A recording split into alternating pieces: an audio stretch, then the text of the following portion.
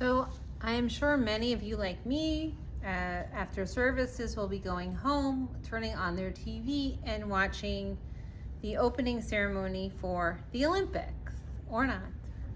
I still think it's probably one of those shared events that probably, because it only happens once every 4 years, we still collectively, not just in individual families or in individual cities, but as a global human community, try to actually experience. And thinking through, what is it that's so special about the Olympics? Is it because this year it's in Paris? Oh, oui, Paris. I'm not quite so sure. But I do think that there is something powerful about watching our favorite athletes, whether they're runners doing amazing sprints, Simone Biles, thank you. My brain had a moment. Doing amazing things on the balance beam, or any of our favorite swimmers doing amazing things in the pool. I still think if you have a group of people who can hold their breath, dance in synchrony, and do so effectively and beautifully, it's just awesome to behold. Imagine how they have to work together as a team, let alone, the fact that ping pong or table ping pong or whatever it is an Olympic sport. How cool is that? Okay, maybe I just get excited by the most random things. But if we look at what President Bach of the Olympic Games said, who was the president of the governing body overseeing the games, when he was thinking about this and expressed public opinions, he said, quote, "Solidarity means more than just respect or non-discrimination amongst the athletes. Solidarity means actively helping, sharing, and caring for one another. This is what we are doing within our remit of the Olympic Games. The Olympic Games are our remit. This is our responsibility. This is our commitment. As a non-governmental organization, we have neither a mandate nor the capability to change laws in sovereign countries. We can't solve human rights issues, which even generations of politicians are unable to solve. But within our remit, we can take action, not only with regard to the Olympic Games, but with regard to our operations and our strategies of sustainability, gender equality, and inclusion with human rights and standards." What a powerful statement, and a true statement. Politicians struggle to solve problems. We are all aware of that. All of us pay attention to politics, for good or for bad. We find ways to not get along. And then, interestingly enough, we focus in on those ways to not get along. Just a side note, by the way, you may or may not be aware, did the Titanic have a sister ship? Yes. Okay, called the Olympic. Of all things, who ever heard of it? Like, nobody. Why? We've all heard about the Titanic, and it's not just because there was a big movie made about it. Because one ship sank and one ship sailed perfectly well for well over a decade, transporting people back and forth across the Atlantic in joyous comfort. We love to focus on how we don't get along. We love to focus on the glass half empty and the negative.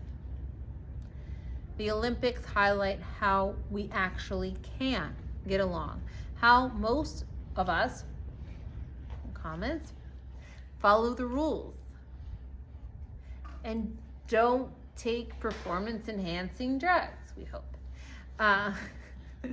How most of us are able to see human beings push themselves in ways, frankly, are astounding.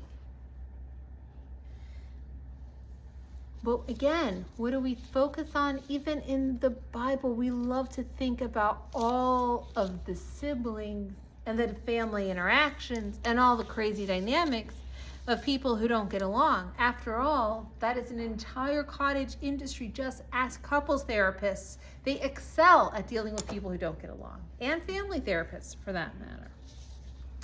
But there is one story of sisters who were able to actually effectively get along. It's in this week's Torah portion of Zelophehad. This poor man died, and what do we do with his inheritance? The girls, his daughters, were not just bereft, losing their father, they struggled because there was no brother.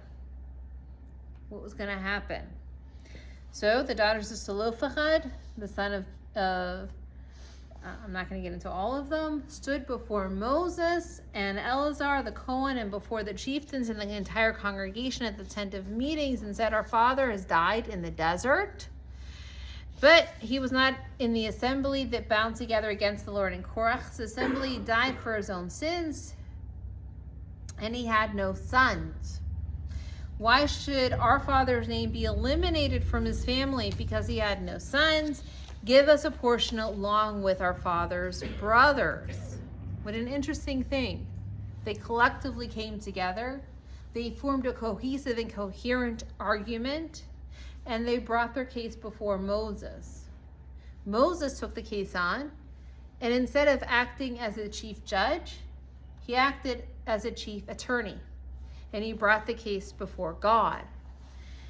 And the Lord spoke to Moses, saying, "Zelophehad's daughters speak justly. They shall certainly be given them a portion of inheritance along with their father's brothers, and you shall transfer their father's inheritance for them." Now, everybody, especially feminist commentators, look at them and get really excited.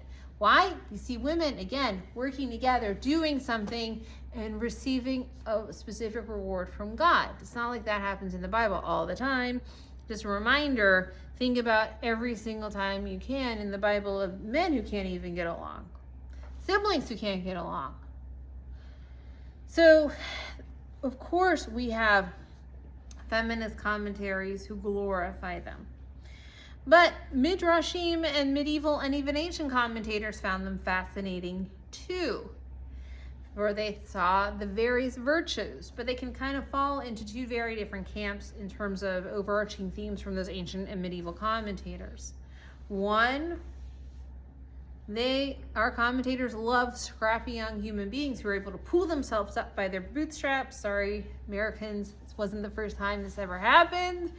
And the truth is, they loved the underdog scenario. The youngest brother versus the oldest brother, Isaac versus Ishmael, Jacob versus Esau, people starting off the slaves, becoming free. I think you kind of get all the themes and references in the entire Bible. Or, as Hamilton likes to say in his famous Broadway musical, "I'm just like my country, young, scrappy, and hungry." In case you missed Hamilton. But more than that, what we also see, and this is the other theme amongst the commentaries, is that they were good siblings. They actually worked together. We see that Eitz Chaim respond that it is as if after reviewing on so many accounts of complaints, envy, immoral behavior, they are relieved to have met Israelites who yearn for nothing more than a family home in the promised land, working together. When we think about it, we all live in an individualistic sort of environment. We tweet about how wonderful we are. We post pictures about our grand vacations, homes, cars, you name it, whatever we're doing in retirement.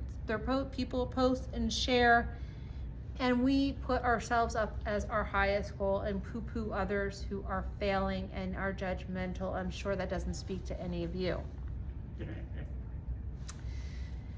But the Torah here shows us a different approach. It reminds us, I think, of the highest values of coming together. It reminds us even of what we see with the Olympics, the idea of working cohesively, of coming in coherently, of honoring each other's individual achievements. Of course, not everybody gets on the podium as gold, silver, or bronze, but being grateful just to be there, of being thankful to be able to work together like they do on different teams, whether it's a basketball team or like my favorite swim dancing, I just think it's the coolest ever, or water polo. Just realize the work that goes into all of it, what it means to be in concert and what it means to be above yourself.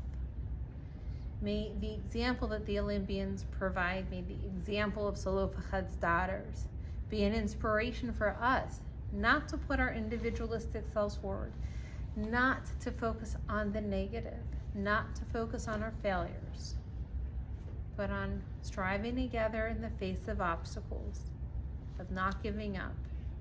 And lastly, of course, having some fireworks of all of the Olympics in the background. Shabbat Shalom. Shabbat Shalom.